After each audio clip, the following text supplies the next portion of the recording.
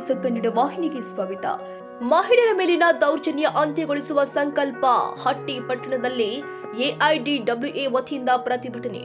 ರಾತ್ರಿ ನಮ್ಮದು, ಈ ಹಗಲು ನಮ್ಮದು, ಘನತೆಯ ಬದುಕು ನಮ್ಮ ಹಕ್ಕು ಎಂಬ ಘೋಷಣೆಯೊಂದಿಗೆ ಹೆಣ್ಣು ಮಕ್ಕಳು ಹಾಗೂ ಮಹಿಳೆಯರ ಮೇಲಿನ ಎಲ್ಲಾ ರೀತಿಯ ದೌರ್ಜನ್ಯಗಳು 2025 ಕೊನೆಯಾಗಬೇಕು ಎಂಬ ಸಂಕಲ್ಪದೊಂದಿಗೆ ಅಖಿಲ ಭಾರತ ಜನವಾದಿ ಮಹಿಳಾ ಸಂಘಟನೆ ವತಿಯಿಂದ ಹಟ್ಟಿಯ ಅಮರಗುಂಡಪ್ಪ ಬಸ್ ನಿಲ್ದಾಣದಲ್ಲಿ ಮಂಗಳವಾರ ರಾತ್ರಿ ಕಾರ್ಯಕ್ರಮವನ್ನು ಆಚರಣೆ ಮಾಡಲಾಗಿದೆ. ಈ ಸಂದರ್ಭದಲ್ಲಿ ಮಾತನಾಡಿದ ಸಂಘದ ತಾಲೂಕು ಅಧ್ಯಕ್ಷೆ ವನಜಾಕ್ಷಿ, ಮಹಿಳೆಯರ ಮೇಲೆ ನಡೀತಾ ಇರುವ ದೌರ್ಜನ್ಯಗಳು ಸಮಾಜಕ್ಕೆ ಕಳಂಕವಾಗಿದ್ದು, ಮಹಿಳೆಯರಿಗೆ ಸುರಕ್ಷಿತ ಹಾಗೂ ಘನತೆಯ ಬದುಕು ಒದಗಿಸುವ ಜವಾಬ್ದಾರಿ ಸರ್ಕಾರ ಹಾಗೂ ಸಮಾಜದ ಮೇಲಿದೆ ಎಂದಿದ್ದಾರೆ.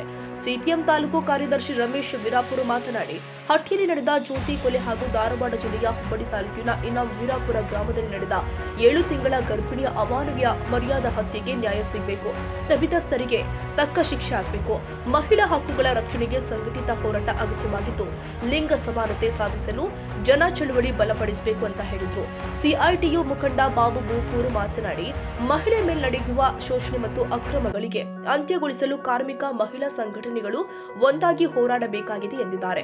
ಪಟ್ಟಣದ ಪೈ ಭವನದಿಂದ ಅಮರಗುಂಡಪ್ಪ ಬಸ್ ನಿಲ್ದಾಣದ ತನಕ ಮೇಣದ ಬತ್ತಿ ಹಿಡಿದು ರ್ಯಾಲಿ ನಡೆಸಲಾಗಿದೆ.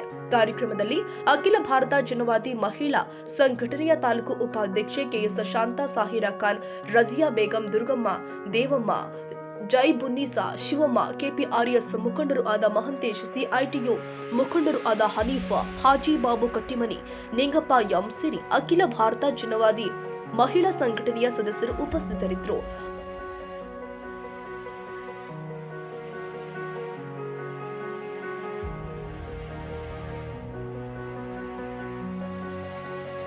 ತಾಜಾ ಸುದ್ದಿಗಾಗಿ ಎಂಟಿವಿ ನ್ಯೂಸ್ 24x7ಗೆ ಸಬ್ಸ್ಕ್ರೈಬ್ ಮಾಡಿ ಮತ್ತು ಬೆಲ್ ಐಕಾನ್ ಅನ್ನು ಒತ್ತಿ. ತಪ್ಪದೇ ಲಿಂಕ್ ಶೇರ್ ಮಾಡಿ.